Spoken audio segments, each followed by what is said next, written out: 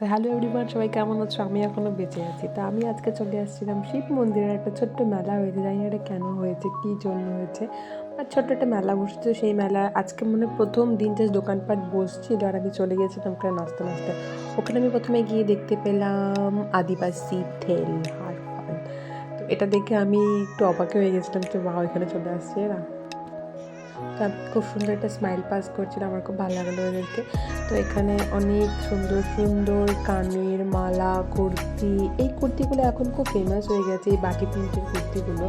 কিন্তু দাম ছিল মোটামুটি 300-350 টাকার মতো, আর এগুলো ছিল 600 টাকার মতো। সব থেকে বেস্ট হচ্ছে এই খেলাটা, আমার সব থেকে ফেভারিট, বাট আমি খেলিনি, আমার মনে হয় টাকা হয়েছে। তো এই কুর্তিগুলো সবাই কিনছিল 350-400 দিয়ে। আমার ইচ্ছে করেছিল, বাট আমি গরিব এখন।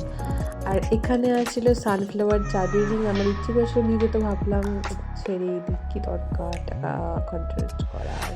এখানে অনেক সুন্দর সুন্দর কানের মালা, আরও অনেক সুন্দর সুন্দর জুয়েলারিস ছিল, বাট আমি নেইনি কারণ আমি গরিব। তারপর আমার নজর গেল এই চুলের আইটেম, নজরে কী বলে, চুল বাঁধার এক নতুন প্রসেস বেরিয়েছে, যে আমরা যেগুলো দরজার মধ্যে টাঙাতাম ছোটোবেলায়, বা মা বাবারা টাঙাতো, মা দিদিরা, তো সেগুলো দিয়ে এখন চুল বাঁধা হয়, সুন্দর লাগে দেখতে। তো আমি দাম করলাম, বললো 250 টাকা করে। তো ভাবলাম কি দরকার, কারণ আমার কাছে টাকা নেই। তো আমি দেখে ছুঁয়ে টাচ করে একটু ভেবে রেখে দিলাম, ভাবলাম থাক, পরে নেওয়া যাবে যখন টাকা হবে আমার কাছে। 50 দাম, আমি নেব না, জানি না কেন আমার মনে হয় যেন নেব না। ঘুরতে ঘুরতে আমি আবার চলে এসেছিলাম আদিবাসী তেলের দোকানের সামনে, আর ওরা আমাকে দেখছিল। তো আমি ওখান থেকে ফোনটা সরিয়ে দিলাম, পরে না কি ভেবে বলবে আমাকে দেখে। তো এদের দুজনকে দেখে আমার নিজের কথা খুব মনে পড়ছিল, আমার আর আমার এক সঙ্গী ছিল। তো আমরা দুজন খুব ঘুরে বেড়াতাম এদিকে ওদিকে, মেলায় মেলায়, টাকা থাকতো না আমাদের পকেটে, এবার আমরা ঘুরে বেড়াতাম। তো ওদেরকে দেখে আমার অনেক কথা খুব মনে পড়ছিল। আর এখানে সানগ্লাসের দোকানটা, অনেক সুন্দর সুন্দর সানগ্লাস ছিল, বাট আমি ট্রাই করিনি কারণ আমার কাছে টাকা নেই। তারপরে আমি গেলাম ওই যে দোকানটা, যাচ্ছি টুকটুক টুকটুক করে হেঁটে এদিকে, কারণ আমার ওই যে মাথার মধ্যে যে কী বলে বো, আই ডোন্ট নো কী বলে এদেরকে। তো এগুলো দেখে আমার কয়েকজনের কথা মনে পড়ে গেল, প্রিয়াঙ্কা, নাজরিপাদের কথা মনে পড়ে। তো ভাবলাম যে কিনে নিই ওদের জন্য।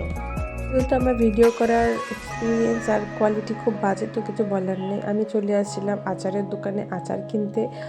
এখানে আমি চালতার আচার নিয়েছিলাম আর কুলের আচার নিয়েছিলাম 50 গ্রাম 50 গ্রাম নিয়ে 100 টাকা দিয়ে। আমার খুব পছন্দের এই আচার খেয়ে আমার একটা কথা মনে পড়ে যাচ্ছিলো, আমি একবার আচার খেয়ে একটু অন্য কিছু খেয়ে নিয়েছি, তার জন্য আমার দাঁতগুলো কালো হয়ে গেছিলো, মোটামুটি 2-3 দিন কালোই ছিল। ওটা একটা আলাদা এক্সপিরিয়েন্স। তো এখানে অনেক চকলেট, আমি ছোটোবেলায় খুব ভাবতাম যে খাবো খাবো খাবো খাবো তিতোরা, ও মাই গড, বেস্ট বেস্ট তিতোরা। যারা যারা খাওনি গাইজ আমাকে অবশ্যই বলবো, আমি তোমাদের এক্সপ্লেন করে দিই তিতোরাটা কী, দারুণ টেস্টি খেতে। আমি হয়তো এবার ওদের জন্য নিয়ে যাব।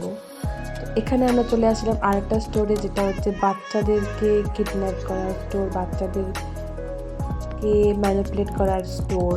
এখানে খুব সুন্দর সুন্দর cartoon characters, I don't know এগুলো কী বলে, কার্টুন ক্যারেক্টারদেরকে বললে কিছু মানুষ খেপে যায়। এখানে অনেক কালেকশানস ছিল, খেলার অনেক সুন্দর সুন্দর জিনিস ছিল, যেটা কিনা আমার পছন্দ না, আবার অনেকের পছন্দ।